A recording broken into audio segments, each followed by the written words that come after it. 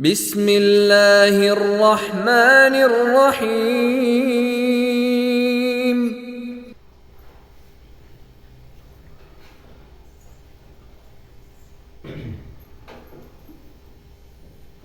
الحمد لله نحمده ونستعينه ونؤمن به ونتوكل عليه ونعوذ بالله من شرور أنفسنا ومن سيئات أعمالنا من يهدي الله فلا مضل له ومن يضلل فلا هادي له أشهد أن لا إله إلا الله وحده لا شريك له وأشهد أن محمدا عبده ورسوله أما بعد يا أيها الذين آمنوا اتقوا الله حق تقاته ولا تموتن إلا وأنتم مسلمون فإن أصدق الحديث كتاب الله وأحسن الهدي محمد صلى الله عليه وسلم وشر الأمور محدثاتها وكل محدثة بدعة وكل بدعة ضلالة وكل ضلالة في النار. வாய்ந்த எல்லாம் உள்ள அல்லாஹ்வின் நல்லடியார்களே, அல்லாஹ்வின் மீதும் அல்லாஹ்வுடைய தூதர் அன்னலம் பெருமானார் நபிகள் நாயகம் ஸல்லல்லாஹு அலைஹி வஸல்லம் அவர்கள் மீதும் நாம் கொண்டிருக்கிற நம்பிக்கையின் அடிப்படையில் இந்த ஜும்மாவுடைய தினத்தில் நமது கடமையை உணர்ந்து நாம் தற்பொழுது இந்த சபையிலே வணக்கத்தை நிறைவேற்றுவதற்காக குழுமியிருக்கிறோம். இந்த அழகான தருணத்தில் பக்குவமும் படிப்பினையும் என்கிற தலைப்பின் கீழ் இஸ்லாமிய வரலாற்றில் நடந்த சில தகவல்களை நாம் நினைவுபடுத்தி பார்ப்பதற்கு கடமைப்பட்டிருக்கிறோம். பொதுவாக ஒரு மனிதனுக்கு இருக்கிற பலவீனம் என்னவென்றால், தாம் அறிந்த எல்லா செய்திகளையும் தன்னுடைய வாழ்வில் ஞாபகத்திலே வைத்திருக்க முடியாது. ஆனால் அந்த செய்திகளை அவர்களுக்கு நாம் நினைவுபடுத்துகிற பொழுதுதான் அவர்கள் சிந்திக்கக்கூடியவர்களாகவும் தான் தவறுகளை உணரக்கூடியவர்களாகவுமே இருக்கிறார்கள். அதுல இன்னாருன்னு இல்லை, எல்லோருமே அதுல அந்த விதிக்கு நாம் ஆளாகி இருக்கிறோம். அந்த வகையில் நபிகள் பெருமானார் ஸல்லல்லாஹு அலைஹி வஸல்லம் அவர்கள் எத்தனையோ நபி தோழர்களை தங்களது சிந்தனைகளால் செதுக்கி வார்த்து எடுத்தார்கள். அப்படி எடுத்த எத்தனையோ நபி தோழர்களில் ஒரு 10 நபர்களை நபிகளார் குறிப்பிட்டார்கள். இவர்கள் எல்லாம் சொர்க்கத்திற்கு உரியவர்கள். இந்த உலகத்துல வாழுகிற பொழுது ஒரு மனிதருக்கு சொர்க்கத்தை பற்றிய செய்தியை, வாக்குறுதியை அல்லாஹ் தருகிறான் என்று சொன்னால் அவரை விட ஒரு பாக்கியசாலி உலகத்தில் யாரும் இருக்க முடியாது. ஏன் என்று சொன்னால், நபிமார்களே அந்த மறுமையின் நாளில் அச்சத்திலும் கவலையிலும் ஆழ்ந்திருப்பார்கள். என்னதான் அவர்களுக்கு சொர்க்கம்ங்கிற ஒரு செய்தியை அல்லாஹ் சொல்லி இருந்தாலும்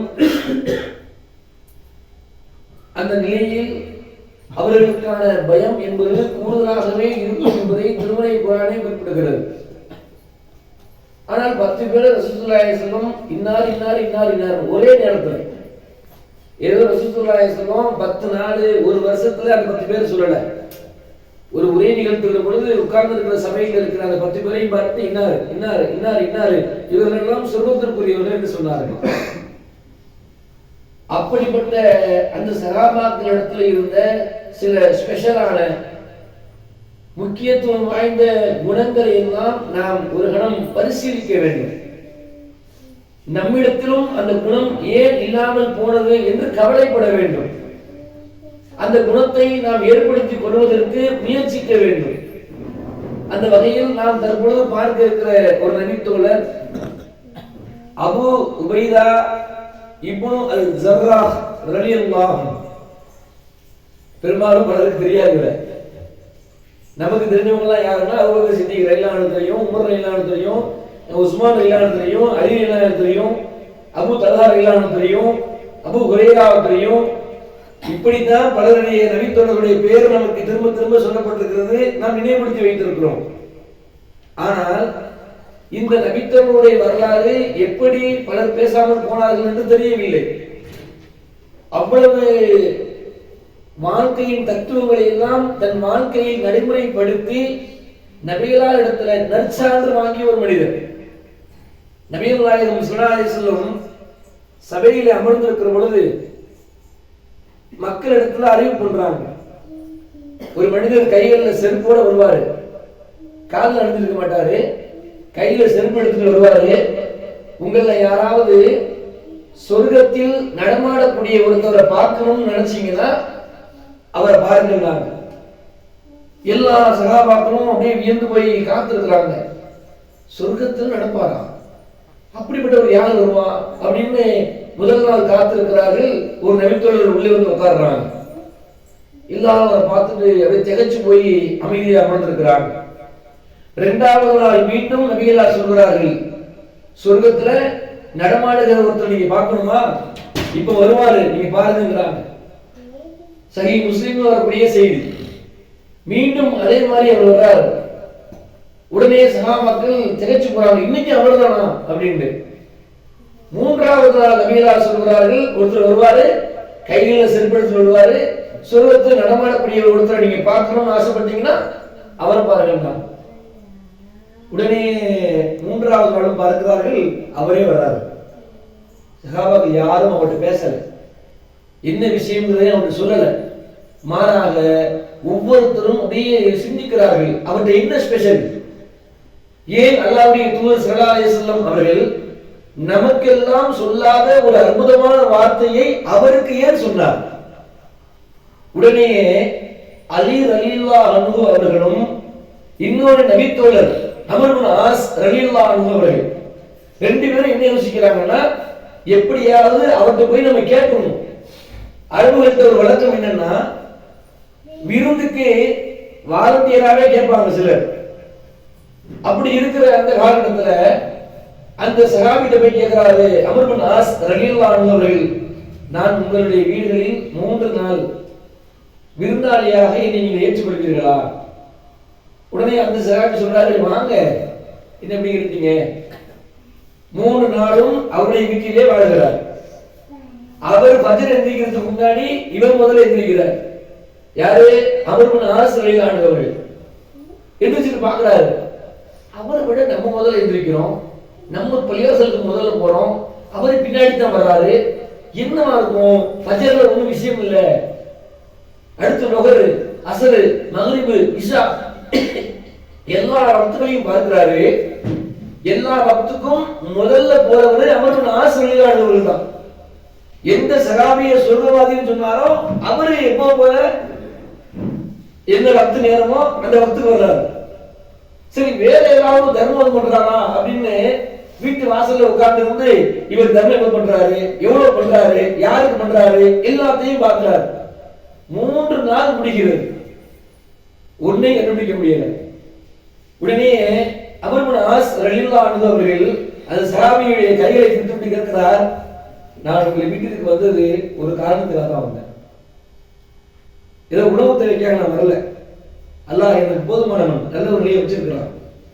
நான் உங்களிடத்துல வந்தது, நபிகளார் சொர்க்கத்திற்குரியவர் ஒருத்தர் நீங்க பார்க்கணும்னா பாருங்கன்னு சொன்னாங்க. 3 முறை சொல்லுகிற பொழுதும் நீங்கள் தான் வந்தீர்கள். தயவு செய்து சொல்லுங்கள், உங்களை விட நான் விரைவிலே தொழுகைக்கு செல்கிறேன், நான் அதிகம் தர்மம் செய்கிறேன், நான் அல்லாஹ்வை அதிகம் நினைவுறுகிறேன். ஆனால் நீங்கள் எப்படி இந்த ஒரு நற்சான்றை பெற்றீர்கள், என்னால் கண்டுபிடிக்க முடியவில்லை, சொல்லுங்களேன் அப்படின்னார். அப்ப அவர் சொல்றாரு, அப்படிலாம் ஒண்ணும் இல்லை, என்னிடத்துல இருக்கிற ஒரு குணம் என்னன்னா, நான் எந்த ஒரு மோமினையும் வெறுக்க மாட்டேன். அந்த ஒரு வார்த்தையில நம்ம செத்து போயிட்டோம். எந்த ஒரு மூமினையும் முன்னால் பார்க்கிற பொழுது புகழ்ந்து பேசுவதோ பின்னால் பார்க்கிற பொழுது இகழ்ந்து பேசுவதெல்லாம் கிடையாது. அவரை நான் முன்னாடி பார்த்தாலும் அன்பாகவும் அரவணைப்பாகவும் நல்ல விதமாவே பேசுவேன். அவர் என் கண்ணுக்கு முன்னாடி இல்லாட்டியும் நல்ல விதமாவே நான் பேசுவேன். என்னால் யாரையும் வெறுக்க தெரியல, எனக்கு யார் மீதும் கோபப்பட தெரியல, யாரையும் சந்தேகப்பட பிடிக்கல. இது ஒண்ணுதான் எனக்கு தெரிஞ்சு நான் என்னளவுல பக்குவப்படுத்தி கொண்ட ஒரு நிகழ்வுன்னு சொல்றார். இது ரபிகளார் சொல்லி காட்டுகிறார்கள். எப்படிப்பட்ட பண்பு பாருங்கள். நான் நீ அமர்ந்திருக்கிறது ஒவ்வொருத்தரும் யோசிக்கணும். நம்மள சொல்ல முடியுமா? நான் எந்த ஒரு மூமினையும் இறை நம்பிக்கை கொண்டவர்களையும் நான் புறப்பேசியதில்லை, அவர்களை பற்றி அவதூறு பேசியதில்லை. என் கண்ணுக்கு முன்னாடி இருக்கிற பொழுது அஸ்ஸலாமு அலைக்கும் நல்லா இருக்கீங்களான்னு அன்பா பேசிட்டு பின்னாடி போனவனே இதெல்லாம் மோசமானவங்க அப்படின்னு நான் பேசுனது இல்லை. சொல்ல முடியுமா?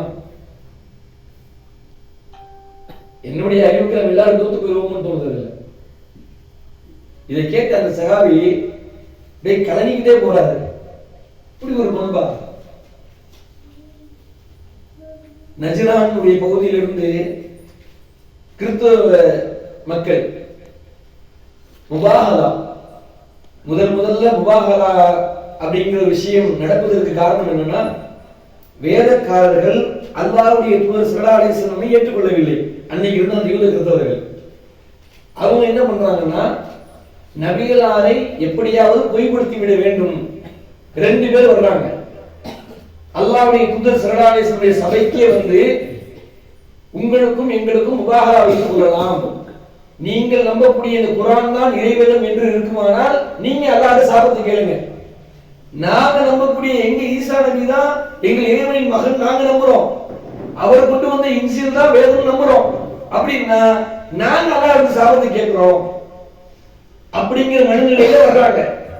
வருகிற பொழுது 2 பேர்ல ஒருத்தர் சொல்றாரு, நாமும் அல்லாஹ் நம்புறோம், அவரும் அல்லாஹ்வை நம்ப சொல்கிறார். ஒருவேளை நாம் செய்கிற முபாஹலா நமக்கு எதிராக ஆகிவிட்டால் நஷ்டம் அடைந்து விடுவோம்.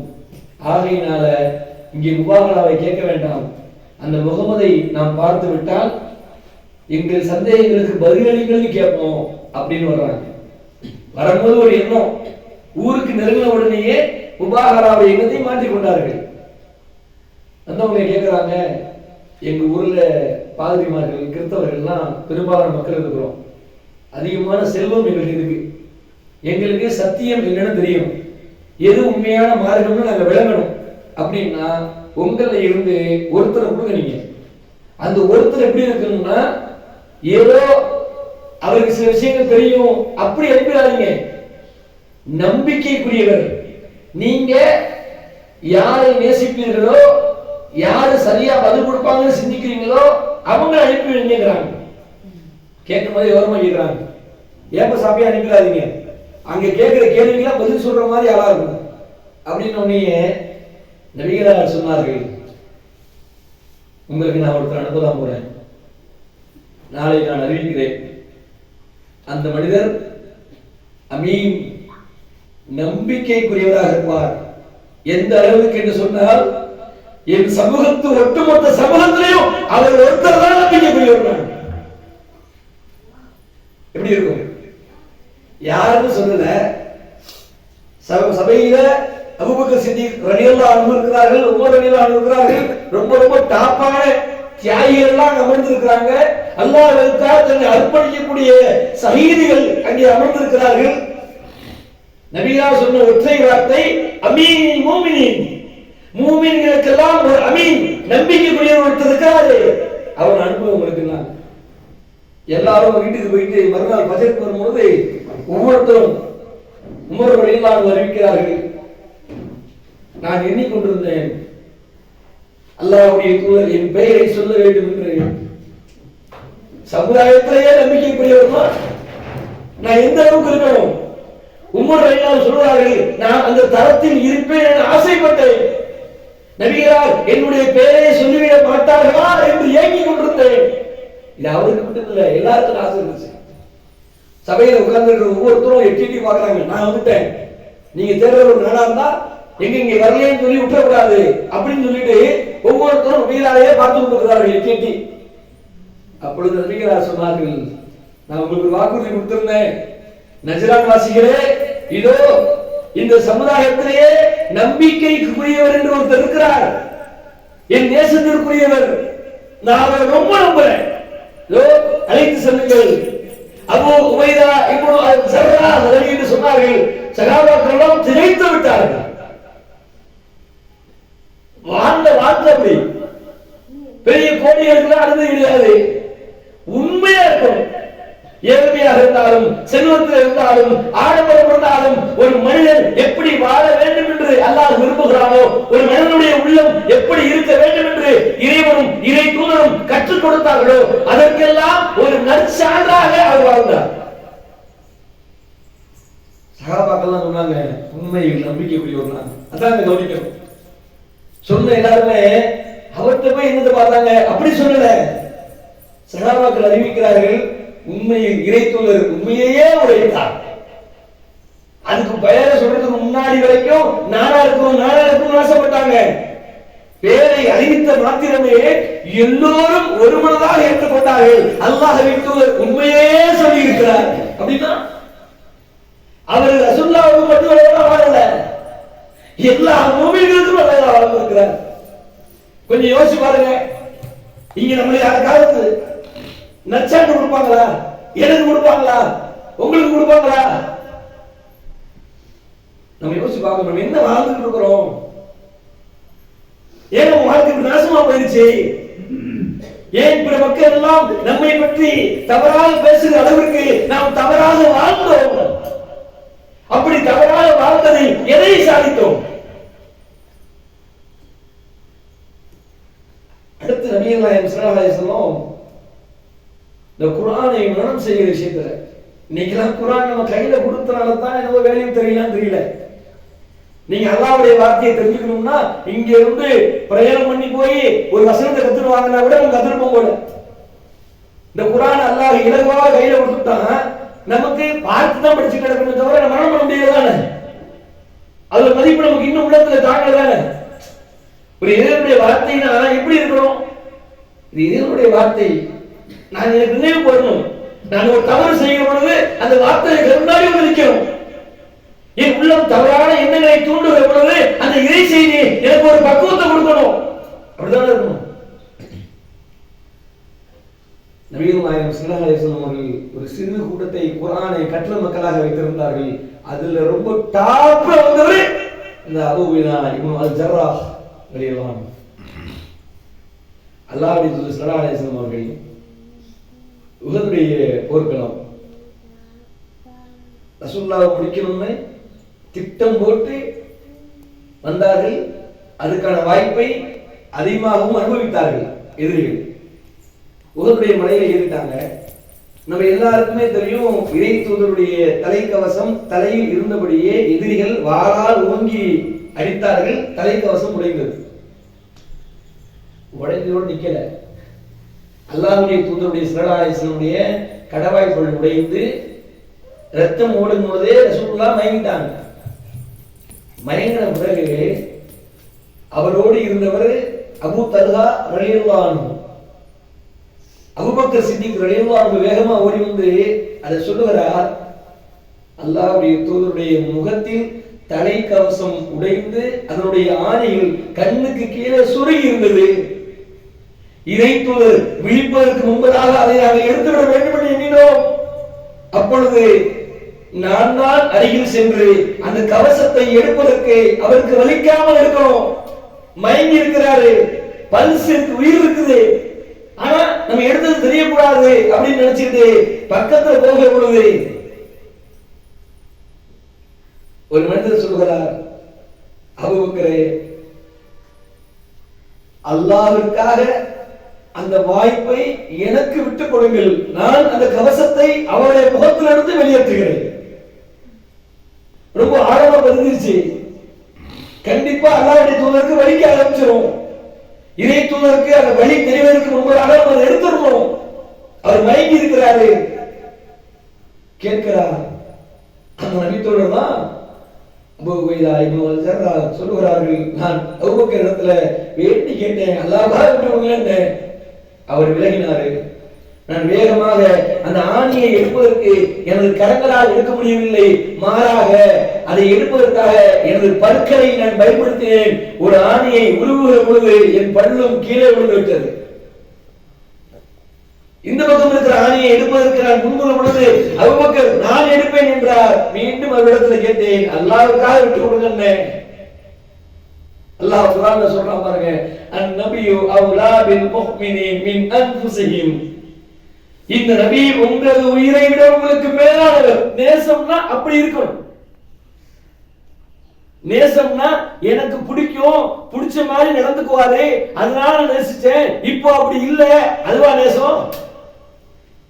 நேசம் அப்படின்னா அவர் எனக்கு விரும்பியதை செய்தாலும் செய்யாவிட்டாலும் இறை தூதர் நான் நேசிக்கணும். குர்ஆன் அல்லாஹ் சொல்லிவிட்டான். 2 ஆணி எடுக்கும் பொழுதும் 2 பல்லு அவருக்கு போயிடுச்சு. அப்படின்னா எந்த அளவிற்கு அந்த தலைக்கவசம் இறைத்தூதருடைய முகத்தில் பதிந்திருக்கும். அடுத்து கவனிங்க, இதே சஹாபி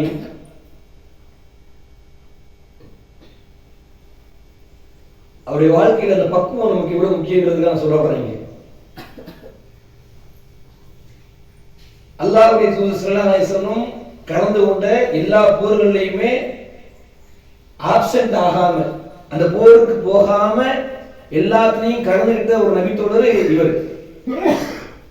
அல்லாஹ்வுடைய தூதர் அவங்க ஒரு போருக்காக ஒரு கூட்டத்தை அனுப்பி வைக்கிறாங்க. முதல்ல 300 பேர் கொண்ட ஒரு கூட்டம் போகிறார்கள். போகிற பொழுது இடையிலேயே செய்தி வந்துருச்சு, எதிரிகள் அதிகமான எண்ணிக்கையில் இருக்கிறாங்க, நம்ம உயிருக்கு பாதிப்பாயிடும். உயிருக்கு அல்லாஹ் விடுறது பிரச்சனை இல்லை, ஆனா தோற்றக்கூடாது, ஜெயிக்கணும். அவங்க உயிருக்கு பயந்தாங்க அப்படின்னு வச்சிடக்கூடாது. இந்த போர்ல ஜெயிக்கணும்னா நமக்கு கொஞ்சம் ஆயுதங்களும் எண்ணிக்கையும் கூட தேவைப்படுது அப்படின்னு நினைச்சாங்க. தகவலை சொல்லி விடுறாங்க அல்லாஹ்வுடைய தூதர் ஸல்லல்லாஹு அலைஹி வஸல்லமுக்கு. உடனே அல்லாஹ்வுடைய தூதர் அவர்கள் 200 பேர் கொண்ட எக்ஸ்ட்ரா குழு, ஆல்ரெடி போனது ஒரு 300, அடுத்து ஒரு 200 ரசூலுல்லாஹி ஸல்லல்லாஹு அலைஹி வஸல்லம் அனுப்பி வைக்கிறாங்க. வாழ்க்கை எப்படி போயிருக்கு பாருங்க. நமக்கு தான் வீடு எடுக்கணும், அது பண்ணணும், இதை பண்ணணும், இந்த உலகத்துல வாழணும், சொத்து சேர்த்துக்கணும், நம்ம பிள்ளைகளை வெளியே விட்டுறக்கூடாது, உண்மைதான். ஆனால் அது மட்டுமே நம்ம வாழ்க்கையா போயிருமோன்னு கவலையா இருக்கு.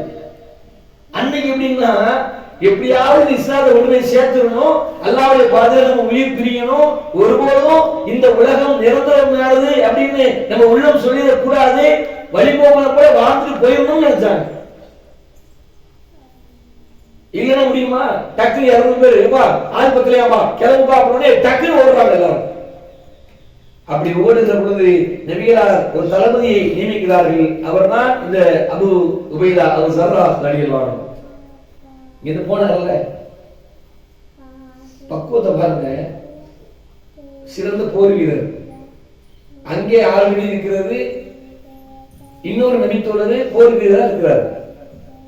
ஏன்னா முதல் படைக்கு அவர் அமீர், 2வது அனுப்பின 200 பேருக்கு இவர் அமீர். 2 பேரும் சந்திக்கிறாங்க. சந்திச்ச உடனே கூட்டம் 500 பேர் சிப்பாய்கள் இருக்கிறாங்க. தொழுத வைக்கணும், நல்லா கவனிக்கணும். இன்னைக்கு நம்ம தான் நீங்க தொலை வைங்க, நான் தொலை வைங்கிறோம். ஏன்? நமக்கு சூறா ஓத தெரியாது, ஓதுல தவறாயிடும் அப்படிங்கிறதுக்காக. ஆனா அன்னைக்கு தொழுகை நடத்துறதுங்கிறத விரும்பினார்கள் சஹாபாக்கள். ஏன்னா அல்லாஹ்வுடைய தூதர் ஸல்லல்லாஹு அலைஹி வஸல்லம் ஒரு கூட்டத்தில் இருந்தால் அவர் மட்டும்தான் தொழுகை நடத்துவார், வேற யாரும் நடத்த மாட்டாங்க. அடுத்ததா ஒரு வாய்ப்பு கிடைக்குதுன்னா அந்த வாய்ப்பை எப்படியாவது பயன்படுத்திக்கணும், நம்ம அல்லாஹ்வுடைய வசனங்களை ஓதணும், மக்களுக்கு தொழுகை நடத்தணும்னு ஒவ்வொரு சஹாபாக்களும் உள்ளத்துக்குள்ளே ஏங்கினார்கள். அந்த வகையில அபூ உபைதா இப்னு அல் ஸர்ராஹ் ரலியல்லாஹு அன்ஹு தொழுகைக்கு போய் இமாமா நின்றார். நின்ன உடனே பின்னாடி இருந்த முதல்ல இருந்த 300 பேருக்கு தளபதியா இருந்த அந்த சஹாபி சொல்கிறார், அபூ உபைதா இப்னு அல் ஸர்ராஹ் அவர்களே, நீங்க இப்ப வந்திருக்கீங்க, ஆனா ரசூலுல்லாஹி ஸல்லல்லாஹு அலைஹி வஸல்லம் என்னதான் அமீரா அனுப்பிச்சார். முதல்ல நான் துரோகம் நடத்துவேன். இந்த சஹாபி வயதுல பெரியவர், கேட்டவரு கொஞ்சம் இளைஞர் தான், எதையுமே சொல்லலங்க. என்ன பக்குவம் பாருங்க. அவர் சொல்றார், அப்படி என்றால் தாராளமா வாங்க, தெரியாம வந்து கோச்சிக்காதீங்க. ஆச்சரியமாக இருக்கிறது. இன்றைக்கு நாம எப்படி வாழ்ந்துட்டு இருக்கிறோம்? நம்ம இடத்துல விட்டு கொடுக்கிற பண்பு இருக்கிறதா? யோசித்து பாருங்கள். 500 பேருக்கு முன்னாடி அந்த சஹாபி முன்னாடி போய் தொழுகைக்கு நின்ன ஒருத்தர் இவர் சொன்ன உடனே, ஆமா ஆமா நீங்க தான் அமீர், நான் இப்பதானே வந்திருக்கிறேன், என்னதான் அமீரா இருந்தாலும் இரண்டாவதா வந்திருக்கிறேன், உங்களை தான் அனுமதி கேட்டிருக்கணும், நீங்க தொழ வைங்கன்னு சொன்னாரு. அந்த பக்குவம் நம்ம உள்ளத்துல ஏன் இல்லாமல் போனது? ஏன் நம்ம உள்ளத்தில் மமதை? நபிகளா சொன்னார்கள், யாருடைய உள்ளத்தில் அந்த அளவு பெருமை இருக்கிறதோ சொர்க்கத்தின் வாடகை நுகரமாட்டார் என்றார்கள். நம்ம நினைக்கலாம் பெருமைனா சொத்துக்கள் சேர்த்து பெருமை, அது அல்ல. என் உள்ளத்துல சத்தியத்தை ஏற்க மறுப்பது. சகாபாக்கள் கேட்கிறார்கள், அல்லாஹ்வின் தூதரே, பெருமையில எது பெருமை? நல்ல ஆடை கொடுக்கிறோம், நல்ல செருப்பு ஷூலாம் போட்டுக்கிறோம், இது பெருமையா? அப்படின்னா நாங்க ஏதாவது விருப்பத்தான் செய்யறோம், நாங்க சொல்ல போக முடியாதா? நபிகளா சொன்னார்கள், அது அல்ல பெருமை. பெருமை என்பது சத்தியத்தை ஏற்க மறுப்பது. இதுதான் உண்மைன்னு சொன்ன பிறகு அப்படியெல்லாம் இல்ல, நான் சொன்னதுதான் கருத்து அப்படின்னா முடிஞ்சு வச்சு. அல்லாஹ்வுடைய வசனம், அல்லாஹ்வுடைய தூதருடைய பொன்மொழினா ஏத்துக்கணும், எது உண்மையோ அதை அசப் பண்ணிக்கணும்.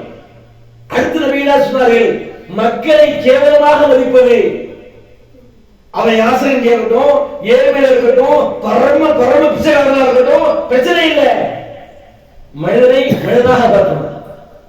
அவனா போய் இறங்கி போறான், அவனா எப்படி எப்படி வரலாம், அவனா அவனை எப்படி வெளியேற்றுவேன் அப்படின்னு ஒரு மனிதனை நாம இழிவாக பார்த்து விட்டால், என்னதான் தௌஹீதில் இருந்தாலும், 5 வேளை தொழுதாலும், ஹஜ் உம்ரா பண்ணாலும், ஜகாத்தை வாரி வாரி கொடுத்தாலும், பள்ளிவாசலே கட்டி கொடுத்திருந்தாலும் சொர்க்கத்துடைய வாடையை கூட சொல்ல முடியாது.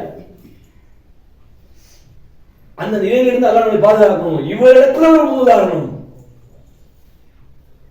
எல்லாம் வல்ல இறைவன் உங்களுக்கும் எனக்கும் வாழ்க்கையில் நிறைய பக்குவங்களை தர வேண்டும். குடும்ப வாழ்க்கையில, கணவன் மனைவி என்கிற அந்த பந்தத்துல, குடும்ப தலைவர் என்கிற அந்த பொறுப்புகள்ல, மகல்லாவில் இருக்கக்கூடிய சில விஷயங்களுக்கு முன்னோடியாக இருக்கிற இளைஞர்கள்ல, பள்ளிவாசல் நிர்வாகம் பண்றதுல, மக்களுக்கு ஏதாவது உதவிகளை தேடி தேடி செய்யறதுல சைத்தான் உள்ள வந்துடக்கூடாது. பக்குவமும் அல்லாஹ்வுடைய வேத வசனமும் நபிகளாருடைய பொன்மொழியும் தான் இருக்கணும். என்ன எவ்வளவு பிரச்சனை இல்லை, நல்லது எது சரி நடத்தணும். அந்த ஒரு பக்குவத்தை அல்லாஹ் உங்களுக்கும் எனக்கும் நமது மரணம் வரைக்கும் தந்தருள வேண்டும் என்று சொல்லி முதல் உரையை கொடுக்கிறேன். கண்ணியமாய்ந்த அல்லாஹ்வின் நல்லடியார்களே, இந்த அபூ உபைதா இப்னு அல்-ஜர்ராஹ் ரலியல்லாஹு அன்ஹு அவர்களை பற்றி நம்ம பார்த்தது ரொம்ப சுருக்கம். இன்னும் 2-3 மணி நேரத்துக்கு பேசலாம். இருந்தாலும் இறுதியாக ஒரு செய்தியை சொல்லி இந்த ஜும்மாவுடைய உரையை கொடுத்து விடுவோம். பத்ருடைய போர்க்களம். நபிகள் நாயகம் ஸல்லல்லாஹு அலைஹி வஸல்லம் அவர்கள் பத்ருடைய போர்க்களத்தை பத்தி ஒரு நற்சான்றை கொடுத்தாங்க. யாரெல்லாம் அந்த போர்க்களத்தில் கலந்து கொண்டார்களோ அவர்களும் சொர்க்கவாதிகள் தான், அவங்களுடைய பாவங்களை எல்லாம் மன்னிச்சுட்டான் அப்படின்னா. ஏன்னா அவ்வளவு இக்கட்டான சூழலில் நடந்த ஒரு போர். இங்கே 313, அங்கே 1000.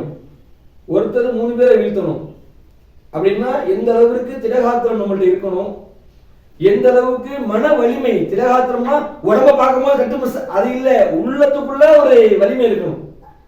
அப்ப அந்த வலிமையை அந்த சஹாபாக்கள்கிட்ட பார்த்தனால நபிகளார் சொன்னார்கள், யாரெல்லாம் அதில் கலந்து கொண்டார்களோ அவர்கள் எல்லாம் அல்லாஹ்வால் மன்னிக்கப்பட்டவர்கள் அப்படின்னாங்க. அப்ப அந்த ஒரு போர்ல பாருங்க, எதிரி படை யாரோடு நடந்துச்சு? ஏதோ கிறிஸ்தவர்களோடு நடக்கல, யூதர்களோடு நடக்கல. பத்ருடைய போர் என்பது மக்காவுல தங்களுடைய உறவுக்காரர்களோடு நடந்த ஒரு போர் தான் பத்ருடைய போர். மக்காவில் இருக்கிற மக்கத்து காவிர்களுக்கும் இஸ்லாத்தை ஏற்றுக்கொண்ட மக்களுக்கும் நடந்த ஒரு போர்.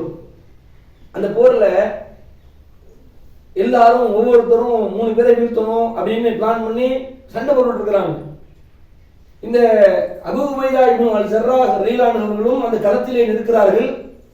ஒரு பெரியவரே இவருக்கு முன்னாடி வந்து வந்து போறார், வம்பிழுக்கிறார். இவர் எதிரியை வீழ்த்துறாரு, என்ன பண்றாரு, அவர் எதிரிதான், சரி இவரை கொன்றக்கூடாது அப்படின்னு கடந்து போறாரு, திரும்ப வந்து நிற்கிறார். இங்கிட்டு போறாரு, திரும்ப வந்து நிற்கிறார். இறுதியில அந்த சஹாபி உள்ளத்தை பண்படுத்தி விட்டு, அல்லாஹ்வுக்காக தனது உள்ளத்தை பக்குவப்படுத்தி விட்டு, கண்களில் கண்ணீரோடு தனது வாளை கொண்டு ஓங்கி வீசுகிறார். அவர் தலை துண்டிக்கப்படுகிறது. அந்த எதிரி யார் என்று சொன்னால், தன்னை வளர்த்து தான் அதிகம் காதலித்த தனது அருமை தந்தை. எந்த சஹாபியும் தனது தந்தையை போர்க்களத்தில் கொன்றதில்லை இவர் தவிர. உடனே அல்லாஹ் ரப்பல் ஆலமீன் ஜிப்ரீல் அலைஹிஸ்ஸலாம் அவர்களை வைத்து வசனத்தை உடனே இறக்கிறான். சபையில போர் முடியல, இவ்வளவு விஷயம் நடந்துட்டு இருக்குது. திடீரென்று நபியாருக்கு ஒரு வகி வருகிறது. அதிலே இறைவன் பேசுகிறான், லா தஸீது கௌமன் யூமினூன பில்லாஹி வல் யௌமில் ஆகிர். அல்லாஹ்வையும் மறுமை நாளையும் நம்பிய எனது அடியார்கள் யுவாதுன மன் ஹாதல்லாஹி வ ரசூலஹ், அல்லாஹ்வையும் அல்லாஹ்வுடைய தூதரையும் எதிர்ப்பவர்களை, பகைவர்களை ஒருபோதும் நேசிக்க மாட்டார்கள். சொல்லிவிட்டு அடுத்த அல்லாஹ் சொல்கிறான், வலவு கான ஆபாவுக்கும், அது அவர்களது பெற்றோராயினும் அவ் அபுனாகும், அவர்களே பெற்றெடுத்த பிள்ளைகளாயினும் அவ் இஹ்வானுக்கும், அவர்கள் உடன் பிறந்த சகோதரராயினும் அவ் அசீரத்துக்கும், அவர்களது குடும்பமாயினும் உலாய்க்க கதப ஃபீ குலூபிகுமுல் ஈமான, அல்லாஹ் அவர்களது உள்ளத்துல ஈமானை ஊற்றி விட்டான். அல்லாஹ் உள்ளத்துல ஊத்துனான், ஃபீல் பண்ணான் ஈமான. சொல்லிவிட்டு அடுத்த அல்லாஹ் சொல்கிறான், வஅய்யதஹும் பிரூஹின் மின், ரூஹ் அந்த ஜிப்ரீல் வழியாக அவருக்கு நாம் துணை நின்றோம். எப்படி இருக்கும்? யாராவது தன் தந்தையை கொல்ல முடியுமா? அதை கற்பனை பண்ணி பார்க்க முடியுதா? ஒருவேளை இவர் பிறந்ததிலிருந்து அவர் டார்ச்சர் பண்ணாரு, அடிச்சு துன்புறுத்தினாருன்னா பல பேர் இருக்கிறான், இன்னைக்கு கல்ல கொண்டு போட்டு சாவடிக்கிறான், இவரால் ஒரு பிரயோஜனம் இல்லை. ஆனா இங்க இந்த சஹாபி சொல்கிறார், என்னை மிகவும் நேசித்த என் தந்தை, நான் சொல்லுகிற எல்லாவற்றையும் எனக்கு வாங்கி கொடுத்து என்னை பராமரித்த என் தந்தை, அப்படிப்பட்ட தந்தையை கொன்றுவிடக் கூடாது என்பதற்காகத்தான் போர்க்களத்தில் அங்கும் இங்குமாக நான் ஓடினேன். இறுதியில் அல்லாஹ்வா இவரா என்று பார்க்கிற பொழுது அல்லாஹ்வுக்கும் அல்லாஹ்வுடைய தூதருக்கும் எதிராக இருக்கிற இவர் எப்படி எனது தேசத்திற்குரியவராக ஆவார்கள்? கொன்னுட்டேன் அப்படின்னாங்க. அல்லாஹ் சொல்லுகிறான், அவர்களுக்கு வயுத்ஹிலுஹுமுல் ஜன்னா தஸ்ரீ மின் தஹ்திஹல் அன்ஹார், அவர்களுக்கு சொர்க்க சோலைகளை நாம் அங்கே ஏற்படுத்தி இருக்கிறோம். யாருக்கு? அவங்களுக்கு தான் ஏற்படுத்தினாங்க. சொல்லிவிட்டு அப்படியே அல்லாஹ் சொல்லுகிறான் பாருங்க,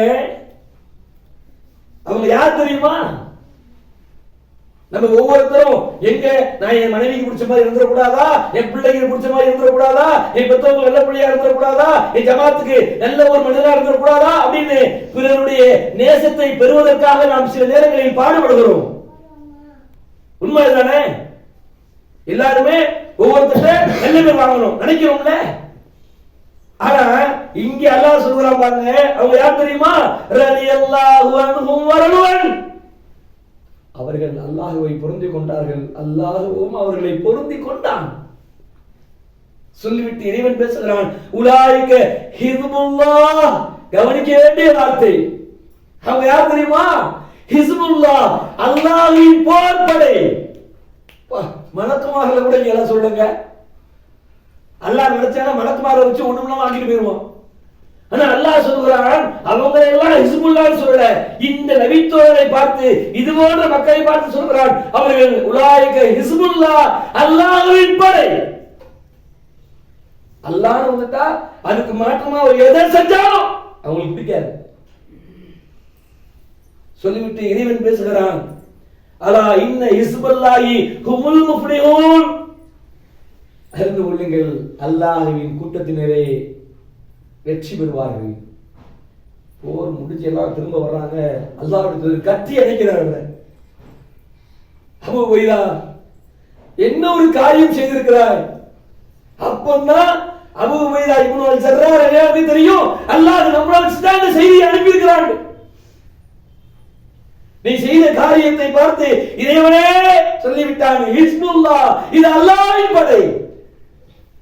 இன்னைக்கு நமக்கெல்லாம் நம்ம சொந்த பந்தம் வரதட்சணை வாங்கி இருக்குது, மார்க்கத்துக்கு முரணா ஏதாவது அனாச்சாரங்களை செஞ்சுக்கிட்டு இருக்குது. எதை அல்லாஹ்வுடைய தூதரும் அல்லாஹ்வும் காட்டி தரலையோ அதையெல்லாம் செய்யறாங்க அப்படின்னா கூட அது எப்படிங்க போகாம இருக்க முடியும்? நம்ம என்ன அல்லாஹ்வின் படை? வரதட்சணை வாங்கப்பட்டிருக்குன்னு தெரியுது, அது கூட அத்தாவே போட்டு தந்தாரு. நீங்க அந்த வேகத்துக்கு போகலாம், வேகம் நின்று போயிருமா? ஆனா யோசிக்கிறோம், ஈமான் எங்க இருக்குது? வடகாப்பு நடத்துறாங்க, அப்படியே போயிட்டு வந்துடுறோம். ஈமான் எங்க இருக்குது? மார்க்கத்துக்கு முரணான ஒரு அனாச்சாரம் என்று தெரிகிறது, அங்கே தௌஹீதுடைய வாடை கூட இல்லைன்னு தெரியுது, போயிட்டு வந்துடுறோம். என்ன ஹிஸ்புல்லாஹ், என்ன அல்லாஹ்வின் படை, என்ன தௌஹீதை சிந்திச்சோம்? அல்லாஹ் பாதுகாக்கணும். இந்த உலகம் அழியக்கூடிய, தயவு செய்து புரிந்து கொள்ளுங்கள், இது எதுவும் நிரந்தரம் இல்லை. மனைவி, புள்ள, பெற்றவங்க எதுவும் நிரந்தரம் கிடையாது. அந்த புள்ள உங்களுக்கு துவா செஞ்சா தான் நிரந்தரம், ஆனா அதையும் செய்யலன்னா முடிஞ்சு போச்சு. அப்ப இப்படிப்பட்ட ஒரு அற்ப வாழ்க்கையில நம்ம நல்லவங்களா வாழ்ந்துக்க முடியாதா? அல்லாஹ்வும் அல்லாஹ்வுடைய தூதரும் என்ன சிரமத்தை கொடுத்துட்டாங்க? நல்லவங்களா வாழ சொல்றாங்க, அனாச்சாரங்களை கலந்து கொள்ளாதீங்கன்னாங்க. சமூகத்தில் ஒரு சீர்கேடு நடக்குதுன்னா அதுல நீ போய் ஒரு முன்னிலை நிக்காதுன்னு சொன்னாங்க. அது என்னால முடியாதுன்னா இங்க யார் தோல்வி பெறக்கூடியவர்கள்? படிப்பினையும் பக்குவமும் நமக்கு தான். பாரதமான அஸ்ஸலாமு அலைக்கும்.